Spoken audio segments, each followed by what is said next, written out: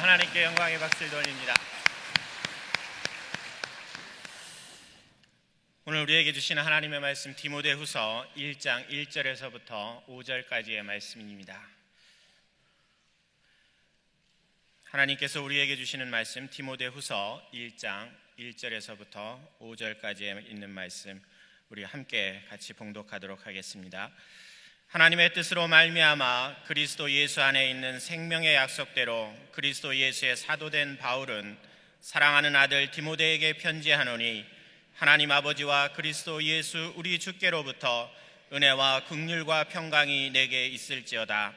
내가 밤낮 간구하는 가운데 쉬지 않고 너를 생각하여 청결한 양심으로 조상적부터 섬겨오는 하나님께 감사하고 내 눈물을 생각하여 너 보기를 원함은 내 기쁨이 가득하게 하려 함이니 이는 내 속에 거짓이 없는 믿음이 있음을 생각함이라.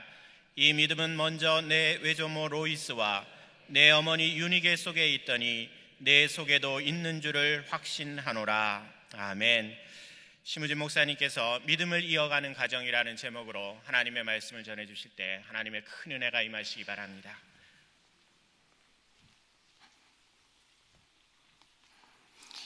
비전 예배 한번 인사하도록 하겠습니다. 사랑합니다. 축복합니다. 그리고 오늘 하루도 비전 예배에 하나님께서 또 귀한 은혜 주시기를 주님의 이름으로 축원합니다. 사랑하는 교회 여러분, 이번 달은 가정의 달이기 때문에 오늘 자녀 양육에 대해서 또 영적인 부모가 되어서 신앙을 전수하고 또 믿음을 전수하는 일에 대해서 좀 나누려고 합니다. 특별히 오늘 우리가 함께 읽은 성경의 말씀은 믿음의 사람이었고 또 훌륭한 믿음의 후계자였던 이 디모데에 대한 말씀입니다. 우리 모두의 마음에는 우리 자녀들이 믿음의 사람이 되어서 하나님의 은혜를 풍성히 누리면서 살아가기를 바라는 그런 마음이 있습니다. 우리 자신은 잘하지 못하였더라도 또 우리 자녀들은 그렇게 좀 살아주었으면 하는 그런 소망이 다들 있습니다. 그런데 우리의 이 소망처럼 믿음의 바톤을 잘 이어받았던 사람이 디모데입니다. 오늘 말씀에서 우리가 살펴볼 부분이 조금 몇 가지 있는데, 한 가지는 사도 바울이 디모데를 사랑하는 아들이라고 부르고 있다는 점이고, 다른 하나는 사도 바울이 이 디모데의 믿음을 칭찬하면서 이 거짓이 없는 믿음이라고 말하면서 그 믿음이 외조모 로이스와 어머니 유니게 속에 있었던 것인데 이제는 디모데에게도 그 안에도 있다고 이렇게 말을 하고 있다는 점입니다.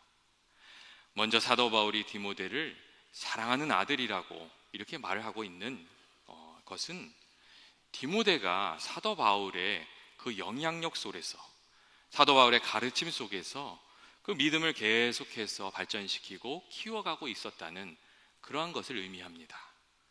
그리고 다음으로 외조모 로이스와 어머니 유니게 속에 있던 이 거짓 없는 믿음이 이제 디모데 속에도 있다는 말은 디모데의 신앙이 어느 날 갑자기 이렇게 생겨난 것이 아니라 할머니와 어머니의 기도와 그 가르침 속에서 그 신앙생활 속에서 이렇게 배우고 이게 천천히 이게 점진적으로 형성이 되고 그 가운데서 성장해서 만들어진 것이라는 것을 우리에게 이야기해주고 있습니다.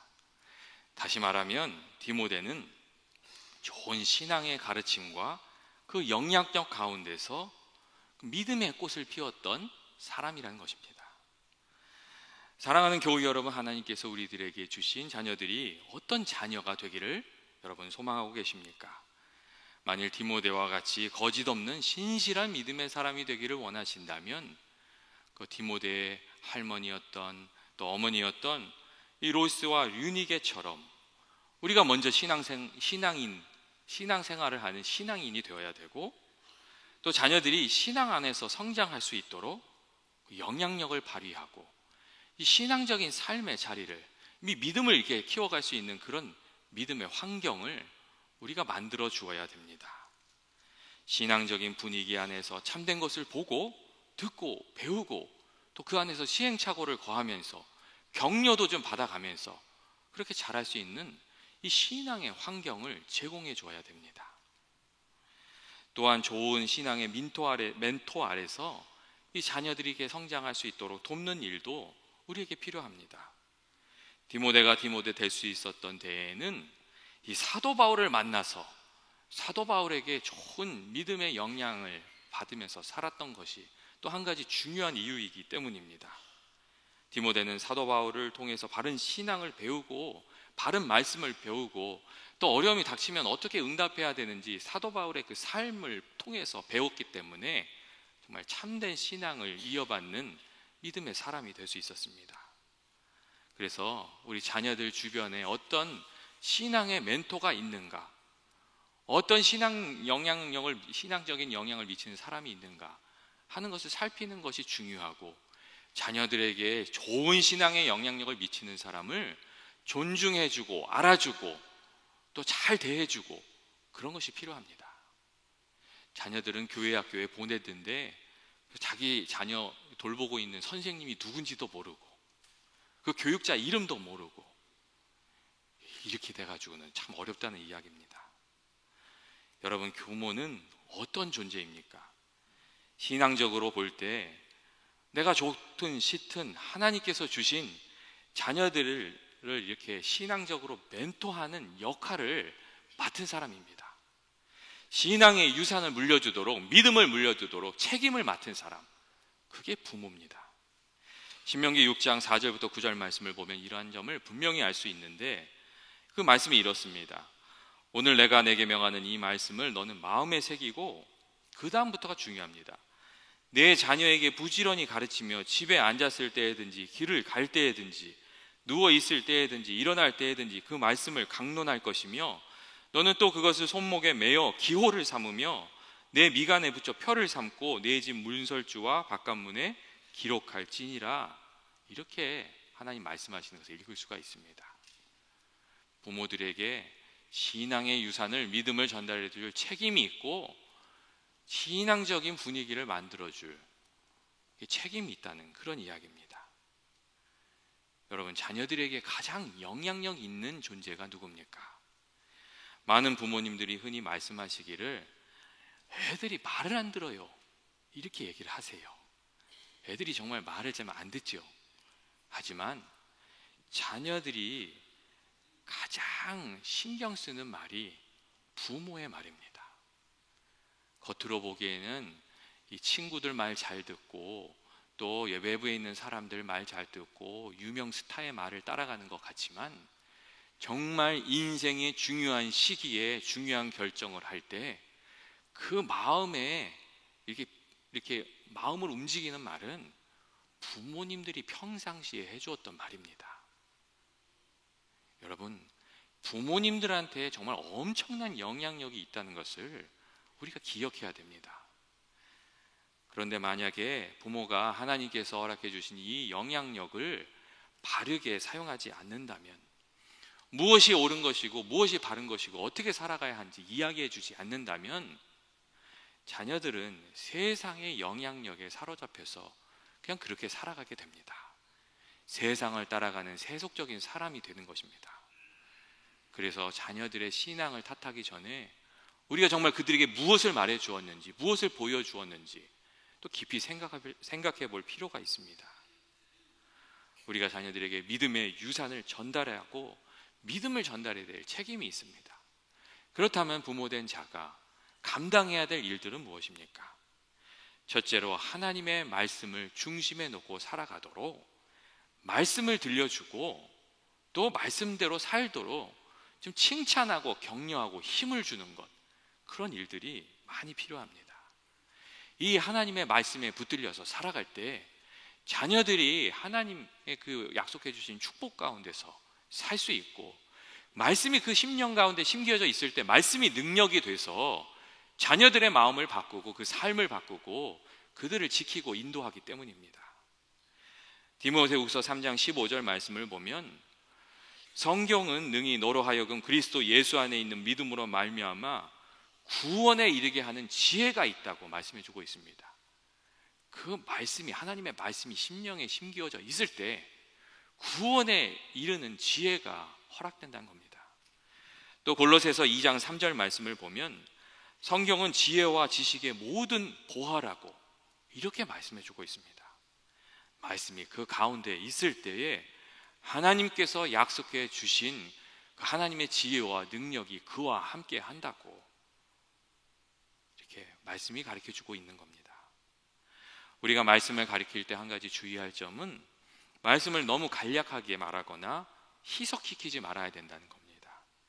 하나님이 어떤 분이신지 성경이 말하고 있는 대로 그대로 가르쳐야 하고, 십자가가 무엇인지, 보혈의 의미가 무엇인지 성경이 말하고 있는 대로 그대로 가르쳐야 된다는 겁니다. 죄와 영벌에 대해서, 천국과 지옥에 대해서 성경이 말하고 있는 그대로 가르쳐야 한다는 겁니다. 존 메가더 목사님은 자녀들에게 말씀을 가르칠 때 그 나이와 수준에 맞춰서 이야기를 해 주어야 하지만 지나치게 간략하게 말해서는 안 된다고, 좀 분명히 가르쳐야 한다고 그렇게 이야기하고 있습니다. 실제로 미국에 있는 청소년들에 대한 연구를 보면 오늘날 청소년들 중에 예수 믿는 것이 어떤 것인지 분명히 알고 살아가는 이들이 아주 적은 퍼센테이지라는 것을 보여주고 있습니다. 그래서 그런 책도 나옵니다. 그냥 쿨하고 바르게 사는 것, 좋은 일하고 이렇게 사랑으로 사는 것이 그리스도인의 삶으로 아는 청소년들이 많이 있습니다. 그런데 그냥 착하고 쿨하게 사는 것이 예수 믿는 것으로 알면 참 그리스도인으로 살아가기가 힘들고, 정말 하나님을 붙들고 살아가기가 어렵고, 하나님이 약속하신 귀한 은혜를 누리면서 살아가기도 어렵습니다. 또한 하나님의 말씀을 가르칠 때 중요한 것은 말씀을 많이 아는 것도 중요하지만 그 말씀에 대한 태도가 더 중요하다는 겁니다. 작은 것이라도 순종하고 지키려는 태도, 하나님의 말씀을 중하게 여기면서 높이면서 살아가는 태도, 하나님을 이렇게 높이 받들면서 살아가는 태도, 그런 것들이 훨씬 더 중요합니다. 교회 여러분, 아브라함이 하나님의 복을 받았던 것은 그가 하나님의 말씀을 들었기 때문이 아니고 그 말씀을 듣고 그 말씀에 순종해서 하나님과 동행하는 삶을 살았기 때문입니다. 그들의 고향을 떠나서 주의 말씀을 듣고 그 말씀에 순종해서 나갔기 때문입니다. 그래서 순종이 제사보다 더 귀한 것입니다. 그리고 하나님께서는 주의 말씀을 귀히 여기는 사람을 귀히 여기고 하나님을 높이 받드는 사람을 높이시면서 은혜 베풀어 주십니다. 둘째로 우리가 해야 될 일은 이 자녀들을 위해서 기도를 쉬지 않는 것입니다. 오늘 성경 말씀을 보면 사도 바울이 그러한 모습으로 이 디모데를 대했던 것을 우리가 알 수 있습니다. 오늘 말씀 보면 이런 말씀이 있어요. 밤낮 간구하는 가운데 쉬지 않고 너를 생각하였다 하는 그런 말씀이 있습니다. 여러분, 밤낮 간구하는 가운데 쉬지 않고 디모데를 생각한단 말이 그게 무슨 뜻입니까? 디모데를 생각하면서 그의 삶을 위해서, 그의 신앙을 위해서 늘 기도하면서 그를 이렇게 도와주고 이렇게 격려하고 이렇게 그렇게 했다는 것입니다. 우리가 수고하고 애쓰지만 우리 자녀들에게 정말 깨달음을 주시고 그 마음을 움직이고 그 삶을 변화시키는 분은 하나님이십니다.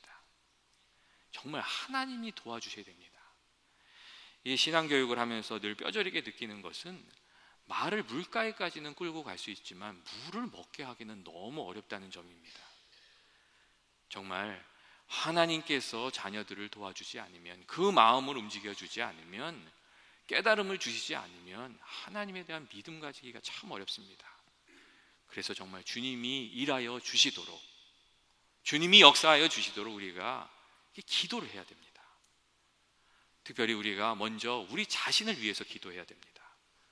우리가 자녀를 양육할 때 정말 지혜가 필요하고, 또 이렇게 하나님의 섭리를 믿고 자녀들이 이렇게 자녀들을 참아주고 인내해주고 기다려주는 그런 것들이 많이 필요하기 때문입니다. 하나님 이렇게 자녀를 키우다 보면 정말 이럴 때 무슨 말을 해야 될지 하나님이 도와주셔야 되겠다 하는 때도 많고, 또 인내하면서 기다려야 줄 때가 정말 많습니다. 저도 목사를 하다 보니 이제 가르치는 자리에 서게 되는데 그때마다 은혜가 많이 필요하다는 생각을 합니다. 하나님, 제가 무슨 말을 해야 됩니까? 그렇게 기도하게 되는 때가 많이 있습니다. 제가 부족한 제가 좀 잘 감당하게 해주십시오. 제가 말 발언을 좀 잘 못해도 주님의 말씀이 잘 전달되게 해주십시오. 그리고 그 말씀 가운데 깨닫게 해주십시오. 그렇게 기도하게 되는 때가 많이 있습니다. 저의 허물은 좀 덮어주시고 주님의 은총은 잘 들려지게 해주십시오. 그런데 가르치는 자리에 서게 되는 모든 사람은 그런 마음이 들게 되는 것 아닌가, 또 그렇게 기도하면서 해야 되는 것 아닌가, 좀 그렇게 생각을 많이 합니다. 우리가 우리 자녀들을 가르쳐야 하는 자리에 있는데 늘 정말 하나님의 은혜를 간구하면서 기도해야 된다는 그런 것입니다. 또한 우리가 자녀들의 구원을 위해서 기도를 해야 됩니다. 로마서 10장 1절 말씀을 보면 사도 바울이 자기 동포를 위해서 늘 기도했다는 그런 말씀이 있습니다. 그 자기 동포들이 구원받을 수 있도록 하나님께서 은혜 주시도록 기도하는 그런 내용이 나옵니다. 그리고 성경을 보면 예수님께서도 제자들의 믿음이 떨어지지 않도록 기도했던 것을 우리가 알 수 있습니다. 누가복음 22장 말씀을 보면 예수님의 말씀이 있는데 이런 말씀입니다. 시몬아 시몬아 보라, 사탄이 너희를 깔부르듯 하려고 요구하였으나 그러나 내가 너를 위하여 내 믿음이 떨어지지 않기를 기도하였노니 너는 돌이킨 후에 내 형제를 굳게 하라 하는 그런 말씀이 있습니다. 예수님께서도 기도하셨던 겁니다. 여러분, 우리가 자녀들을 하나님께서 지켜주시도록, 또 자녀들의 구원을 위해서 우리가 정말 많이 기도해야 됩니다. 오늘날 세상이 너무나도 험악하고 그 가운데 자녀들의 영혼을 유혹하는 것들이 너무나도 많고 또 악한 영의 도전도 많이 있기 때문입니다. 정말 하나님이 지켜주셔야 하기 때문입니다. 여러분, 부모님들이 자녀들이 어떻게 학교에서 살아가는지를 잘 모르세요. 학교에서 어떤 일들이 일어날 수 있는지, 우리가 걱정하는 그런 일들이 학교에서 다 일어날 수가 있어요. 그럼에도 불구하고 자녀들이 이렇게 신앙생활 잘하고 큰 사고 치지 않고 이렇게 자라가는 것은 정말 하나님의 큰 은혜입니다. 그리고 사실 우리가 자녀들을 위해서 또 그래서 기도해야 됩니다. 여러분 주변에서 마약 사기 쉬우세요? 어려우세요? 쉬워요? 어디서 살기에 그러시는 거예요? 근데 대학 가면요, 마약 사기가 너무 쉬워요. 우리가 정말 기도를 해야 되는 거거든요.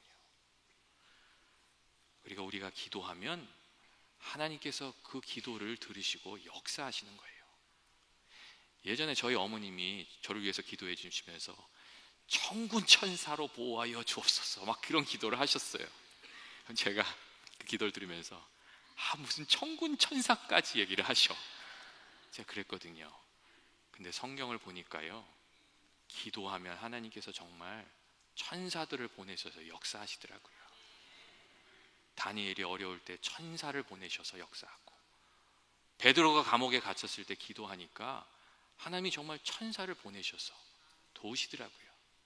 우리들의 자녀들을 우리가 다 따라다니면서 지킬 수가 없잖아요. 누가 지켜주셔야겠어요? 성령께서 지켜주시고 하나님께서 보내주신 천군 천사가 지켜줘야 되고, 또 그 일을 위해서 우리가 기도해야 되는 거고. 여러분, 그렇습니다. 또한 우리가 하나님에 대한 지식이 자라도록 그렇게 기도를 해야 됩니다. 에베소서 1장 17절부터 19절 말씀을 보면 제가 아주 좋아하는 사도 바울의 기도가 나옵니다. 그 기도 안에 에베소 교인들에 대한 사도 바울의 아주 절절한 마음이 나오고, 또 그 기도 안에 신앙의 길이 무엇인지가 잘 나와 있습니다. 그래서 저는 이 사도 바울이 에베소 교인들을 위해서 기도한 것처럼 우리들이 우리 자녀들을 위해서 좀 그런 기도를 드려야 하지 않는가, 그렇게 생각할 때가 많이 있습니다. 여러분, 그 내용이 이렇습니다. 우리 주 예수 그리스도의 하나님 영광의 아버지께서 지혜와 계시의 영을 주사 하나님이 하나님을 알게 하시고, 그런 기도가 있어요. 지혜와 계시의 영을 주사 하나님을 좀 알게 하시고,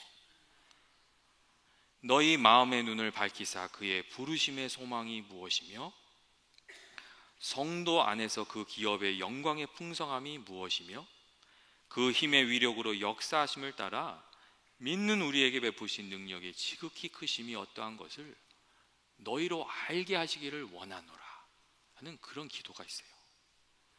이 말씀을 보면 사도 바울이 먼저 에베소 교인들을 위해서 하나님 정 지혜와 계시의 영을 주셔서 이들이 하나님을 만나서 하나님을 알게 해주십시오. 그 사랑을 알게 해주시고 그 크심을 알게 해주시고 좀 하나님을 알고 살아가게 해주십시오. 그렇게 기도하는 것을 우리가 알 수 있습니다. 이어서 사도 바울이 하나님께 에베소 교인들의 그 마음의 눈을 좀 뜨게 해주셔서 하나님의 부르심의 소망이 무엇인지 좀 깨닫고 그 소망에 붙들려서 살아가게 해달라고 기도하는 내용이 있습니다.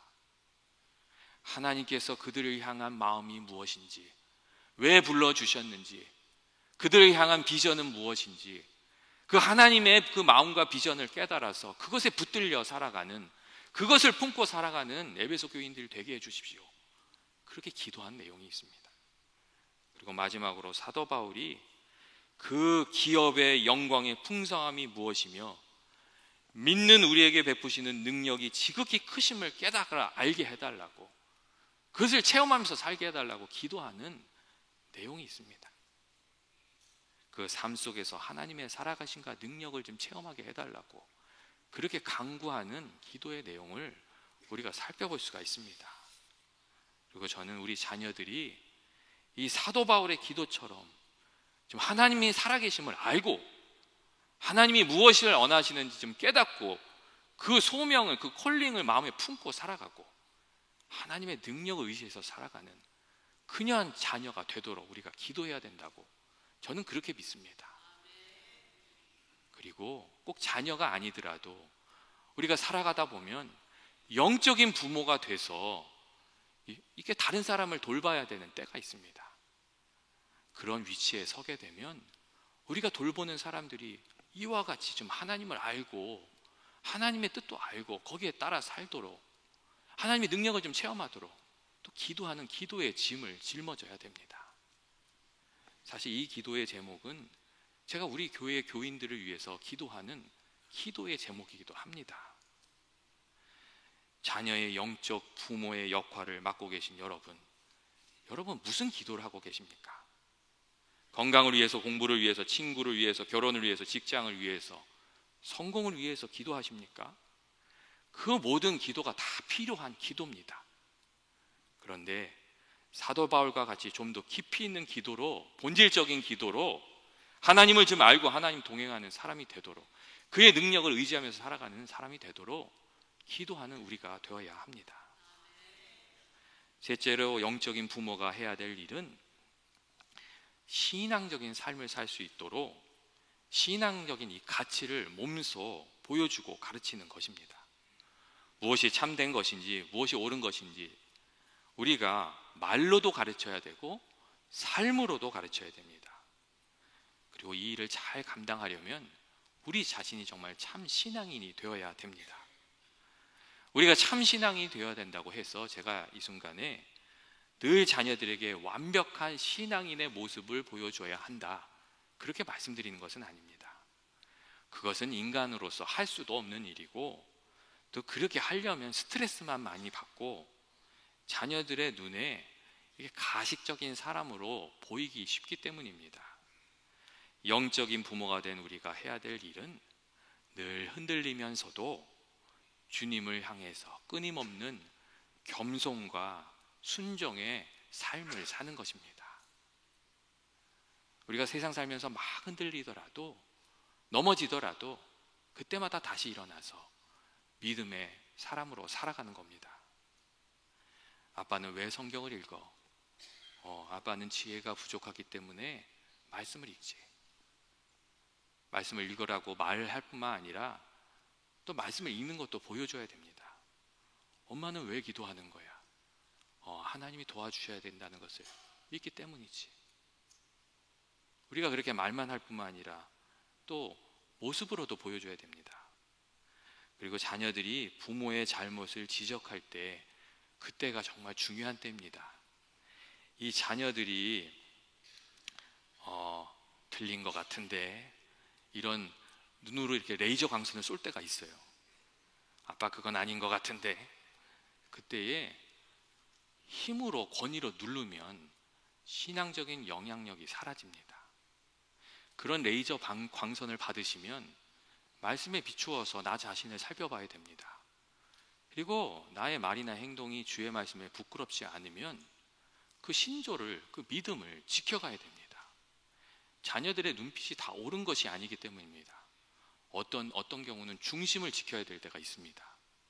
하지만 그 레이저 광선이 올 때 말씀에 비춰봤는데 내가 잘못됐으면 그때는 정말 하나님의 말씀에 순종하는 모습을 또 보여줘야 됩니다.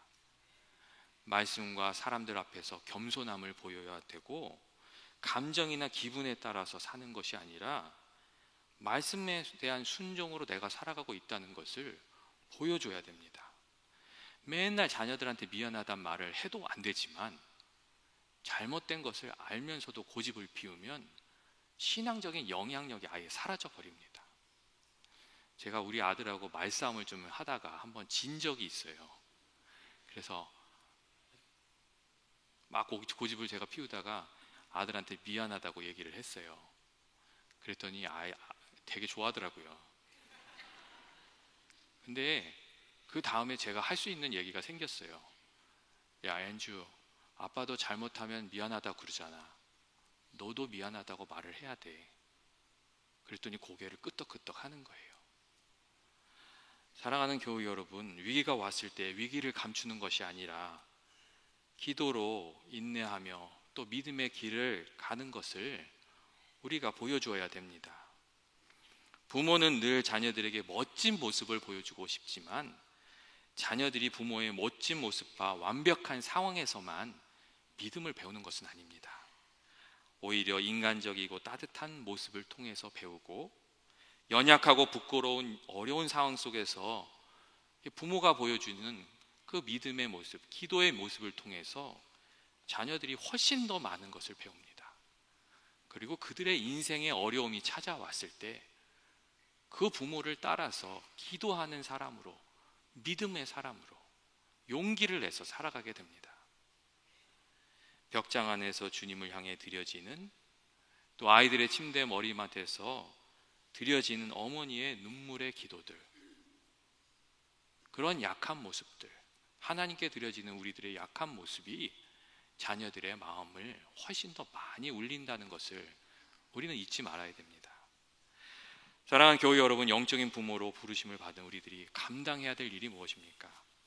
그것은 자녀들이 믿음 안에서 잘 성장할 수 있도록 좋은 믿음의 환경, 신앙의 환경을 이렇게 제공해 주는 것입니다. 말씀의 환경도 제공해 주고, 사랑의 환경도 제공해 주고, 기도의 환경도 제공해 주고, 그 안에서 이렇게 좋은 영향력을 받아서 자라갈 수 있도록 우리가 이 환경을 만드는 겁니다. 우리의 가정도 신앙의 환경으로 만들고, 우리 교회도 정말 자녀들이 정말 신앙적인 영향력을 잘 받을 수 있도록 이렇게 만들어주고 도와주고, 그게 우리가 할 일입니다. 그리고 우리가 제공할 수 있는 가장 좋은 신앙의 환경은 바로 우리 자신입니다. 우리가 참된 신앙이 돼서 신실하게 믿음의 길을 걸어갈 때 우리는 가장 좋은 것을 우리 자녀들에게 줄 수 있게 되는 것입니다. 같이 기도하시겠습니다. 사랑이 많으신 하나님 아버지, 우리 모두가 귀한 영적 부모의 삶 살게 되기를 원합니다. 우리들이 먼저 하나님을 깊이 깨달아 알게 하시고, 우리가 주의 말씀대로 사랑으로 그 믿음의 길과 신앙의 유산을 잘 전할 수 있도록 저희들을 도와 주시옵소서. 예수님의 이름으로 기도합니다.